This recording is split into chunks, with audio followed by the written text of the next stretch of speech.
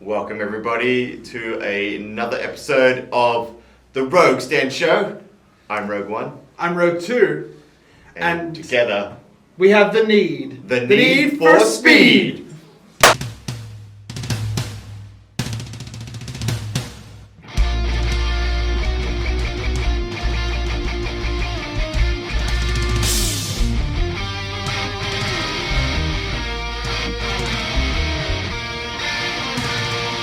Alright. So we obviously have seen a Guy Ritchie film. That's the hat. So this is the Guy Ritchie version of Top Gun over here. It's like the regular one, except that more Irish. More Irish. Anyway, this. That would be a great movie. Yeah, Guy Ritchie's F-18s and gangsters. Hell yeah. It's exactly the same as London gangsters. London gangsters, except for one guy who can barely And understand. F-18 Hornets. Oh, brilliant. So obviously we've seen the new Top Gun movie. We've seen your dad's favourite movie. Yes. It is the perfect sequel to your dad's favourite movie. Exactly. We've seen. And I stole that line off you. Yeah, it's really good though. It's really good. It's really good. The nostalgia. So they play the nostalgia card a lot, Yep. but it's all like justified within Yeah. the story. Like they play the song from the first movie because the son of the As guy. soon as it hit the bell, the doom, and the Harold Faltermeyer's opening titles every time, just like, yeah, I'm in. It's so good. So before we progress, word of advice or / warning to everybody at home, we are going to spoil the entire movie. So if you haven't seen the film, now's the time to skip forward to Josh's segment, go watch the movie, come back, and then rewatch the beginning of this episode. Exactly.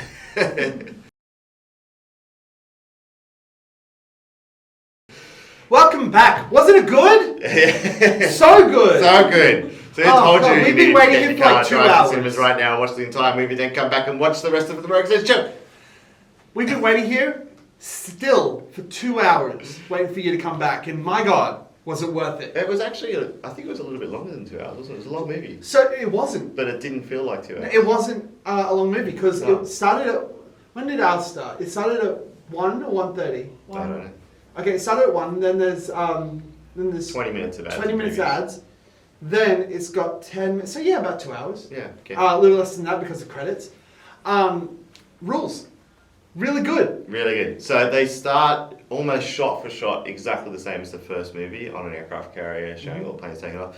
In this time, in place of the F-18s, we have the new F-35 Joint Strike Fighter. I bet you, because it's Tom Cruise, those are real. Those are the real ones. They are the real ones.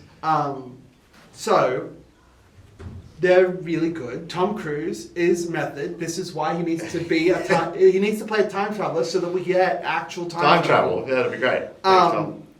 He's on the fucking planes, flying them. Yeah, so he insisted that the- all the actors go through rigorous flight school and actually get up in the aircraft themselves. This is why I would be an actor. Yeah. I don't care about like being a star or whatever. I just want to work with people that will teach me things. Yeah, so for all the supporting cast, whenever you see them in the aircraft, that is actually happening. However, they are not flying them. They are passengers to Navy pilots.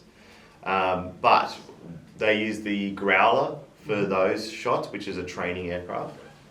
And then for the actual mission that happens in the film, they're proper F-18s, but they use the Blue Angels, which is the Navy's most elite pilots, to take the actors through that canyon.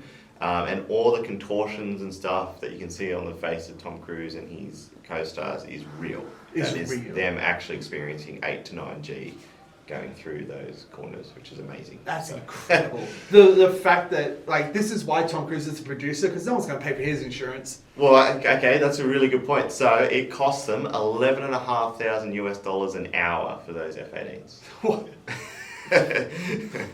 Damn it. An hour. An hour. Yeah. To get your shots in fast. Yeah, definitely. And this entire movie is that. Yeah. So they spent a lot. Now, speaking of worth shots, it.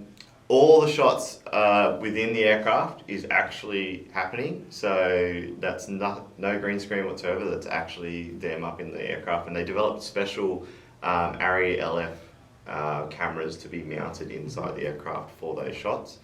And then anything that's exterior that doesn't have missiles or anything in that shot is all real aerial flight maneuvers. That's cool. And I timed it, and the amount of time between the start of the mission and the end of the mission is exactly what they say it is. Oh yeah. Aside from the real time, yeah. Aside from the part where he actually gets shot down, spoilers. Aside from that part, up until that part, exactly the same time. From the moment it started to the moment it blew up, is exactly the amount of time that it said it would take. Yeah, cool. That is good editing right there. Very good editing. So we pick up with Tom Cruise, still a captain. Yes, they make fun of that. Mitchell's still a captain. He decided to still be a captain because admirals are more boring. And he's sort of been relegated to test pilot. Yeah. And then because of his insubordination, he gets kicked back to Top Gun school to become a teacher again. He's like, you're either going to be grounded forever or going to do this mission.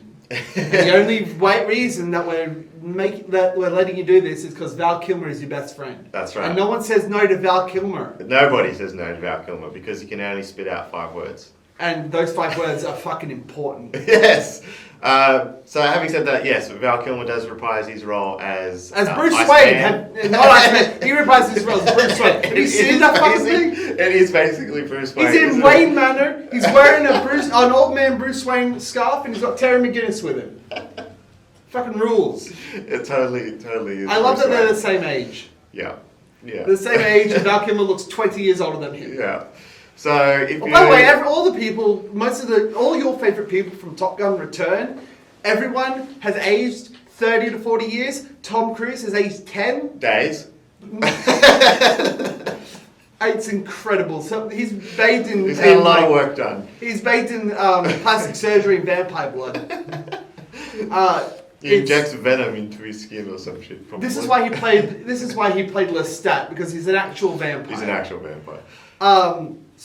But Tom Cruise is there, and all of them. Okay, so you got Tom Cruise. He's on the wall, right? Mm-hmm. On the wall of Top Gun. And they see him at a bar. Yeah. And I think that if he aged like a normal man, it would be fine. But he looks exactly the same, and they don't recognize him. Yeah. But also, he's Tom Cruise, and who cares?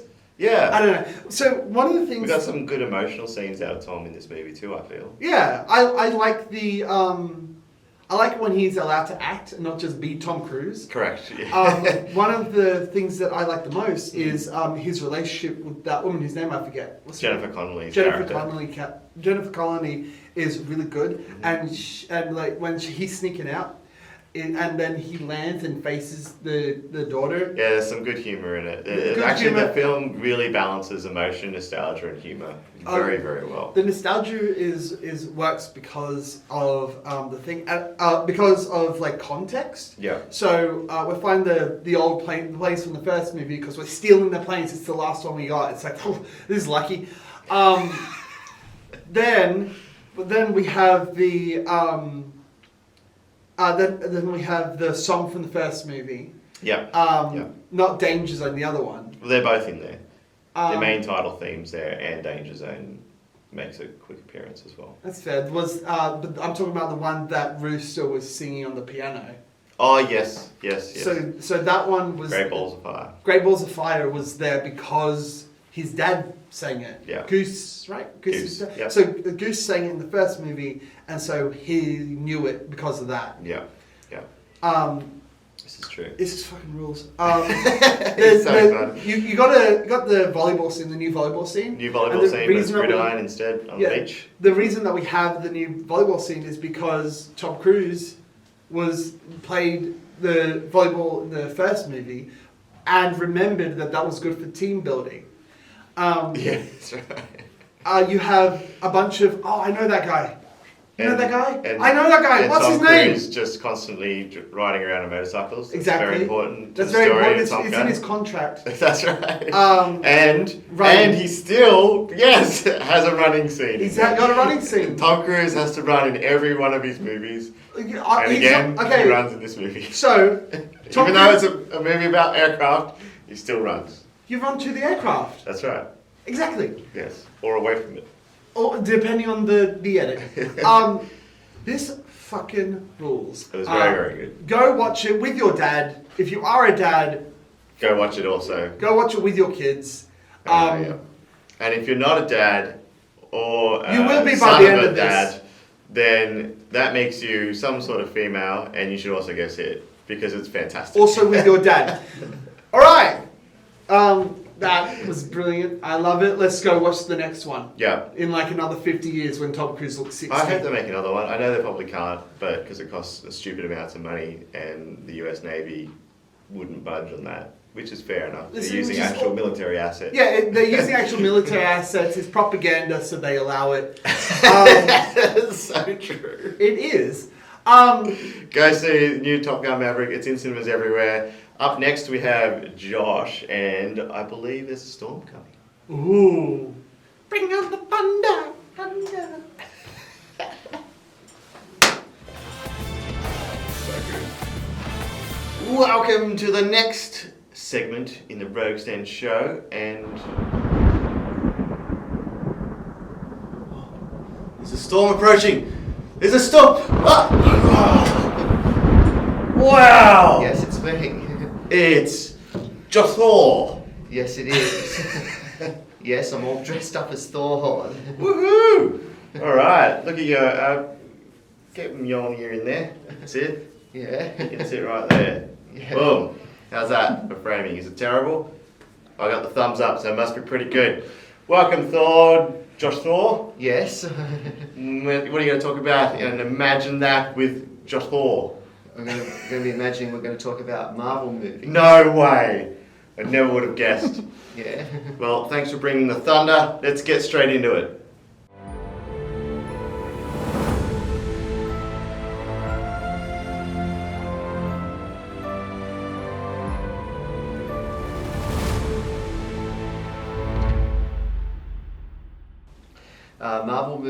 Marvel movies are all very, very well utilized, and they can be your favorite character from Thor to Captain America to Deadpool to Spider-Man to Ant-Man. That's to right. Hulk, even Black Panther.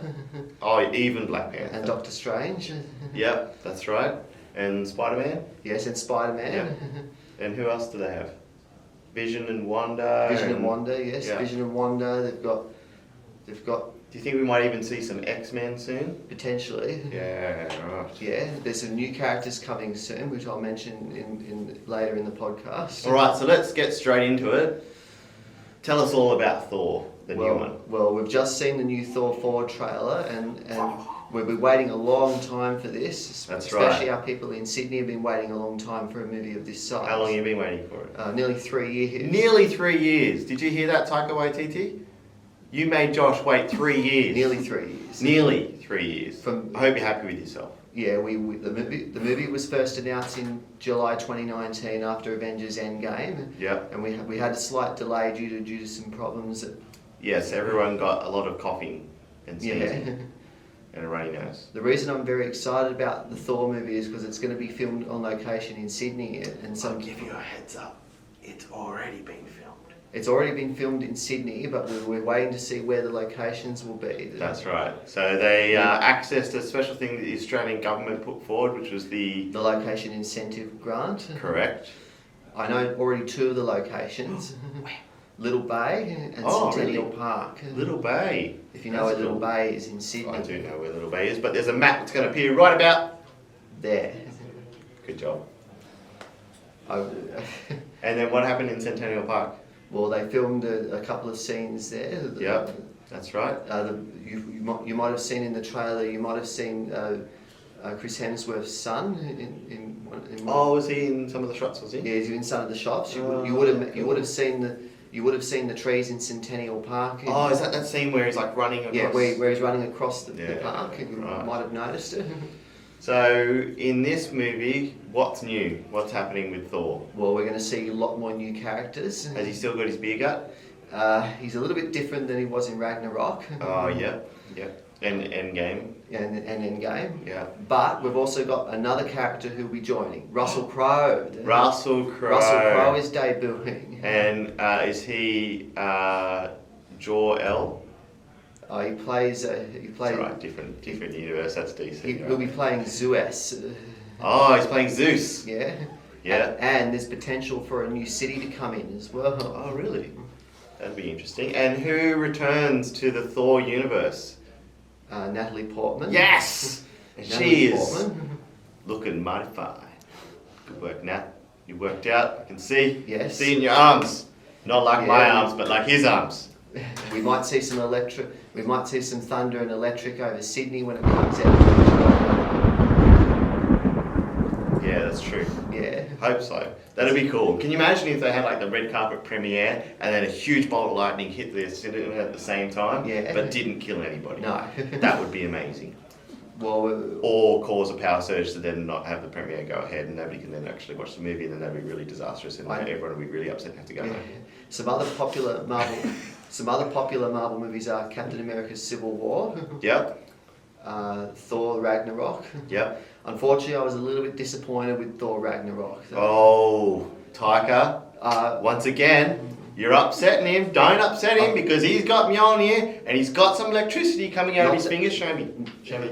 A bit more. Oh, yeah. There's a lot of electricity there. The movie was alright, but unfortunately I didn't like the scene being filmed in Brisbane, unfortunately. Oh, unfortunately. You want to see more Sydney, didn't I you? wanted to see more of Australia featured. Well, Brisbane's in Australia. Yeah, but I didn't want Brisbane doubling up as New York. Oh, that's why. Fair enough, fair enough. So, what else can you tell me about Thor? What's it called? Love and Thunder. Love and Thunder. So not only is there love in this movie, there is also just a small amount, like a little bit of sprinkle Yeah. of some thunder.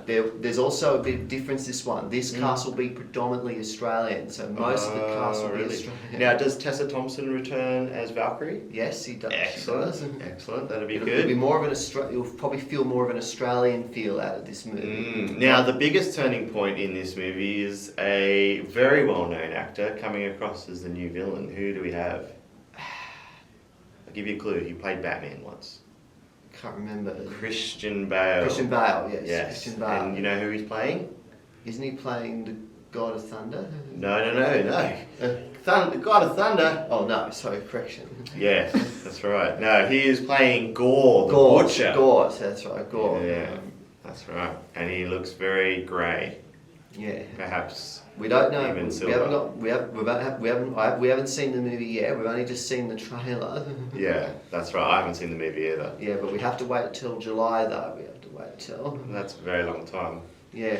Are you upset about that? Oh well, it's a long wait. It's worth the wait. Taika, gonna have words, buddy.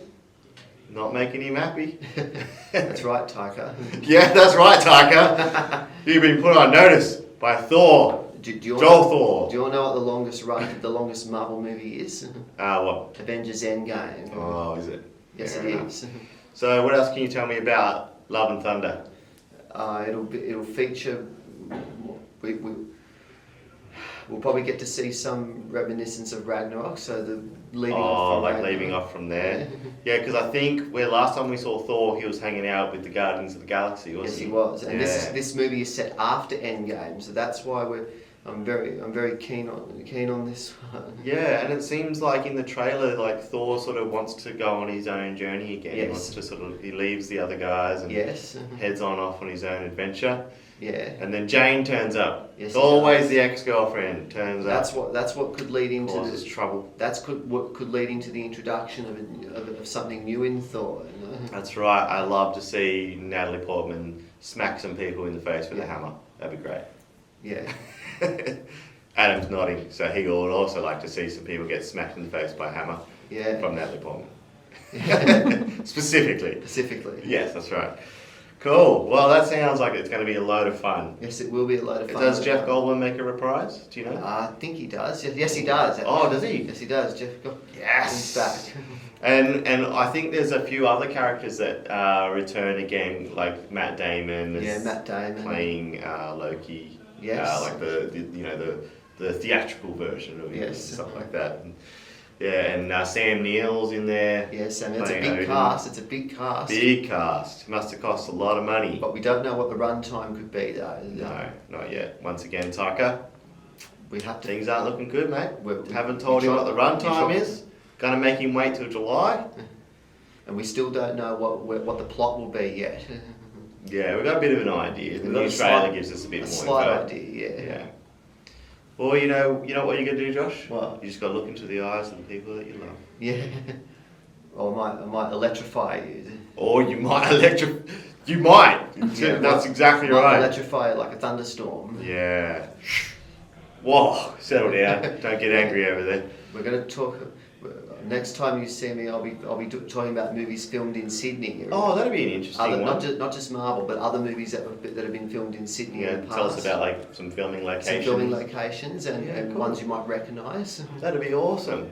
Yeah. Well, thank you so much, Josh, for talking to us about Thor and some Marvel movies in there. And I know you're very excited about the trailer. Yes, I might do another podcast after the movie's out about the movie. That's right.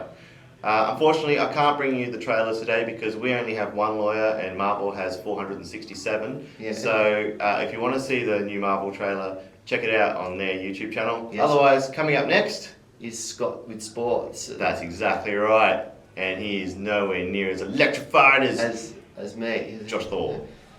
Catch you later, all. Catch you later, all. Toodles. Oh, Toodles. Oh, Toodles. Welcome to Scott Sports. I'm Scott. And I'm Adam, not their jacket. Let's get into the news.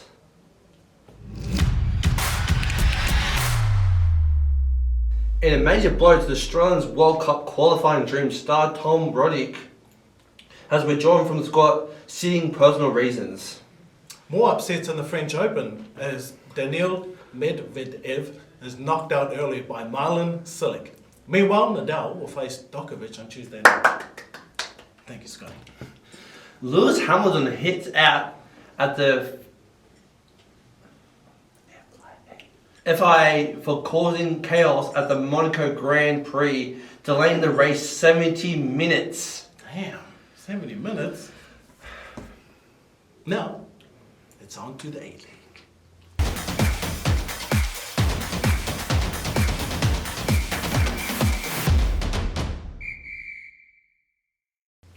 Here we go, the results from the 2022 Isuzu A-League Grand Final.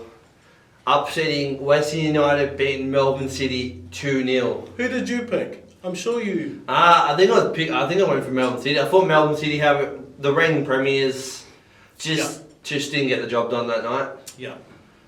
Next season. There's always next season. There's always next season. Now, let's get into this week's round 12 of the NRL Telstra Premiership. Starting with the first game, the Storm over Manly Seagulls 28 points to 8. Yeah. I picked Storm from the get-go, only because Tommy's gone for the year. We know they're not the same team without Tommy. Jerome was back for the Storm, but this is like the round before Origin 2, Scotty, so I was pretty sure everyone was going to come out on fire. I think Cam Munster's going to absolutely get it done, especially the State of Origin coming up this year. I hope so. Who knows if Cam Munster could step up for Queensland this season. Yeah. It's always a test run. Next game, the Penrith Panthers over the Queensland Cowboys 22-0. Yeah. Who'd you pick for this one? I was confident the Cowboys were going to get it done. I think they've won their last 5 or 6. They've been doing really well. I think they were first equal or something. But Penrith, man, they came out and smashed them. Damn it. Look like they're on to the race to the Premiership. On the race. Unless Parramatta can come back. Parramatta. The next game, the Brisbane Broncos 35 over the Gold Coast Titans 24 points. Yeah. Now Bronx were on fire, man. I thought it was going to be a lot closer. I thought maybe 6 or 8 points between them. But and Reynolds again, he's having a great year for them. And Tony Staggs really wants that centre position, bro. He came out on fire too. He actually got 5 from 6 in that game too. Yeah. Wow. Okay, moving on. The Newcastle Knights over the Warriors 24-16. I got a confession, Scotty. I was so confident the Warriors were going to win this, I decided not to watch the game. It looked like Callum Ponga didn't kick again. Jake Clifford didn't even kick the goal for Newcastle, and there was no Ponga. It looked like the Warriors did nothing, and Newcastle did everything. Another reason why I want them at my funeral, so they can let me down one more time. We got this on record too, so we got evidence. Let's go, Warriors! Keep the faith! Keep the faith! Who we got, Scotty? Okay. The South Rabbitohs over the West Tigers, 44 points to 18. I thought it was going to be closer. I thought maybe, 10 points against them, but no, they came out on fire, man. Rabbitohs are looking good so far. It'll be interesting to see if they can keep it going, especially during the Origin phase. The next game is the Sydney Roosters over the Cronulla Sharks, 36-16. Yeah. Daniel Tupou getting the 2 tries and also securing a Origin spot. Yeah, I was surprised by that. I thought Aldo Carr had done enough, but new team for Aldo. He's playing out of the Bulldogs now. But Daniel Tupou, man, he's doing good things for them. I think he deserves that jersey. Next game, the St. George Illawarra Dragons 34 over the Canterbury Bankstown Bulldogs. 34-24, sorry. Yeah, this was actually a pretty good game. I think it was fairly equal and it could have gone either way. But all credit to the Dragons. And I think, isn't Ben Hunt leading the... so Ben Hunt's leading the Daily M so far. Yeah. So he's playing in the halves for the Dragons. And I think for Queensland, where have they named him? He's in a hooker. So he's playing hooker for Queensland. Let's see how that goes. The last game of the round, the Parramatta Eels 28 points over the Raiders, 28 points to 20. Yes, Scotty, must be feeling pretty good, mate, being a Parramatta Eels fan. You boys seem to be doing all right. Yeah? Stepping up. Stepping up. And also, I forgot to mention, they just announced the Origin team. Yes. It's actually a pretty good side for both Queensland and New South Wales. Yep. 3 Parramatta players got picked. Junior Paulo, Ryan Madison, and Regan Camagilla got picked for... Is there anyone else in the teams go there? Nathan Cleary. Good on you. James Tedesco. No Travojevic due to injuries. That's right. So they got a new centre pairing for the first time. Let's see how this Origin team is going to go against So I'm pretty confident you're a New South Wales supporter, aren't you? Yep. Okay, I'm a Queensland supporter. So let's see how this goes. That's all we got for this week. Thank you for joining us. Over to you, Rusi.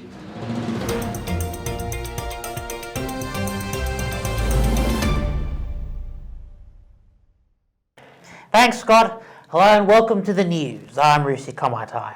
Joining me today to discuss the Dungeons and Dragons program here at Rogue's Den is the host of the Rogue's Den show, and the brother of Emma Tickner, the one and only Dan Tickner.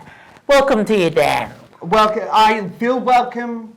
I am so happy to be here. I've heard nothing but good things about your interviewing. Oh, thank you. And I wanted to get dressed up for the occasion. Well, it's lovely to have you with us. What is Dungeons and Dragons? Dungeons and Dragons is a game. It's a role-playing game, cooperative role-playing game, where you fight monsters, you woo love interests, you poke people with sticks until their eyes come out. It's good times all around. Oh, wow, that is interesting. How many people are required for Dungeons and Dragons? You got the Dungeon Master, that's one. And then you got, I would say, for the best part, you got about 4 players, but you can go up to when the Dungeon Master breaks. Oh, but between 4 and 8 should be your maximum. Oh, that's fabulous. Are they split into teams? If you got large groups, so it's all cooperative, right? If you have large groups, it is usually split into like 4 people do this mission and 4 people do that mission. But normally we stick together, and it's a cooperative storytelling thing, so everyone's on the same team. Oh, that's wonderful. How did you come across Dungeons and Dragons, and how long have you been playing it? Well, I came across it on YouTube. I watched a YouTube channel called Outside Xbox, and they played Dungeons and Dragons. And then when I first joined here, the first thing that I did was play Dungeons and Dragons. I played this character. Her name is Kit Kat. She's a tabaxi. And then it just grew from there. Now I play and I used to play it 5 days a week. Now I play it twice a week, which I feel is enough. Oh, that's all right. What rules do the players have to be aware of when playing the game? Oh my God, do you have an hour?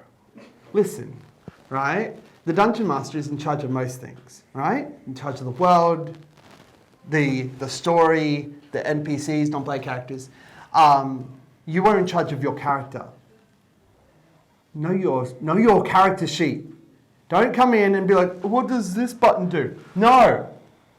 If you're playing a complicated character, understand. You don't need to know all the rules, just understand the rules that you're using. Damn it. Also, hit things well. That's interesting. Now you've brought some characters in today. Yes. What characters have you come up with, and which one is your favourite? We'll get to my favourite later. I was told to stop playing tabaxis. I always play tabaxis, and they're like, "Can you stop with the fairy shit?" I'm like, "No," but I'll stop playing tabaxis. But I had Kit Kat. This is my first character. I wanted her to be a pirate, and you could just be a pirate, but I wanted her to earn her pirate ship. But my favorite character is this guy. This is Dr. Nilver. He is a Leonin who got turned into a red panda. And the reason he's my favorite is because for some ungodly reason, I tricked the DM into letting me have him in the game. He already exists. I already had this plushie made. And then I got him into the game. And he's really fun. He's a scientist. Oh, wowza. Yeah. That is very, very interesting. What are some difficulties, and do you have difficulties playing with a large amount of people? So there's a few ways to answer that question. The first is that it's all cooperative. So when you are playing with a large group of people, sometimes it's more comforting to talk to small groups of people. So the bigger it gets, the more intimidating it gets. Of course. But you get to know people, right? But for the game, the main difficulty with playing with large amounts of people is the fact that it takes, every player has their turn. So it usually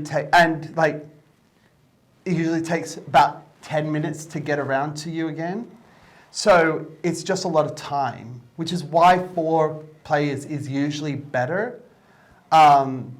Because it's just less time to wait around, especially if the Dungeon Master is trying to talk to 3 people at once.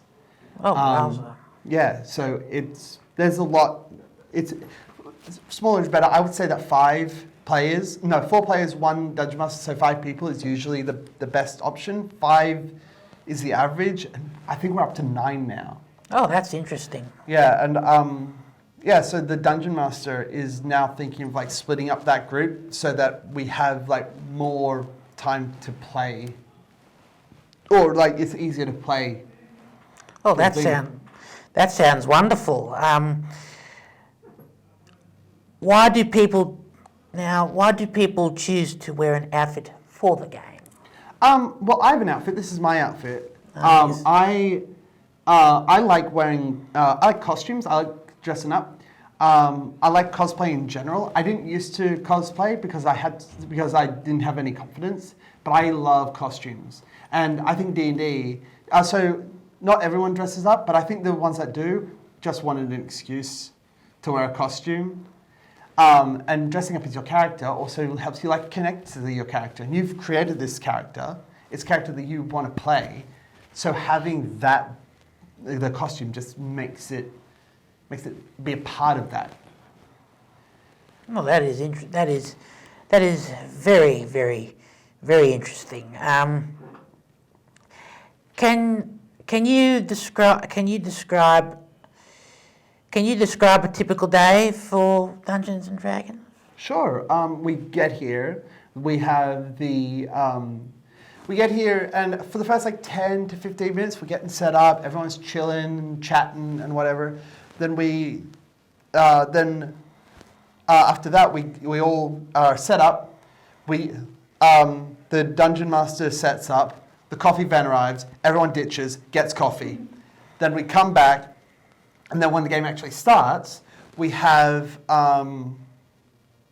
the dungeon. We got our character sheets and everything's set up. The dungeon master does a recap. Oh wow! And then we respond in character. After the recap is done, we continue, and you usually talk in character, either doing a silly voice. I have my dwarf voice. I have a dwarf. His name's Rincewind. Rincewind Everwind. He has a beard. He's about 3 foot tall. He's a 5 foot long beard. Oh wow! It's fine. I have an axe and hit people with it. Oh wowza! You talk character, you make decisions, you roll initiative, and it's really fun. Oh, that's lovely to hear. Before we wrap up for today, would you be able to maybe explain to us and the audience at home about, because I see you've got some dice and another toy. So you need equipment, people. And some cards. Would you be able to explain to us what they Sure. mean and what role they provide? So this is a mini. You can play Theatre of the Mind, but that's hard and difficult. So we have minis. This got 3D printed and painted. It's really cool. But you have minis so you play on a grid. You put the mini down. Each square is 5 foot. You have a movement speed, and it's just good for mechanics and seeing where everything goes. All right, dice. 3 sets. That is my advice, is to have 3 sets. 1 set is the bare minimum, but a lot of the spells require like roll 2 or 3d6 or whatever. So you have 3 dice. Also rolling with advantage, which means that you roll 2 and you can take the highest.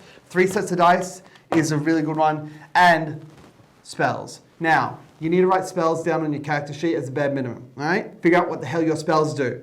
But some classes, you prepare spells. Oh, that's hard. So I bought these. These are spell cards. One of them is always prepared. These ones are always prepared. And these ones you prepare. And I prepare them in each day because I play a cleric. Artificers, this guy, always also prepares the spells. So I have bloody cards because I can't remember anything. I don't have them with me, but I also have a character sheet. So you got the character sheet, and I also printed out like the stuff that I use. So I have Wings of Flying and a Steel Defender, so I have the stats for that as well. Be prepared. Also, like I know everyone's like digital. Print it out. It's much easier to use. So yeah, that's why I have all these. Oh wowza! Well, we've learned a lot today. I've learned a lot, and I think the audience at home has learned a lot. Thank you very much for joining us today, Dan. It's been a pleasure. It was lovely having you with us. And thank you at home for joining us for the news. I'm Rusi Komatai. We'll see you next week. Back to close us for the week. Sure. Back to you, Kez and past Dan. Get better hair. Thank you for joining us for another episode of the Rogues Den Show. It has been thunderously exciting. Yes, you might even say it was top. It was gunning for the top spot. That's exactly right. We were packed full of so much information. We appreciate you joining us in the hot seat every week. And as always, I've been Kez, or aka Rogue One. I have been Dan, aka Rogue 2, and see you next week. As always, like, comment, and have the highway to the subscribing zone. That's so subscribe for the danger zone. That's fantastic. We'll catch you all next week. Bye.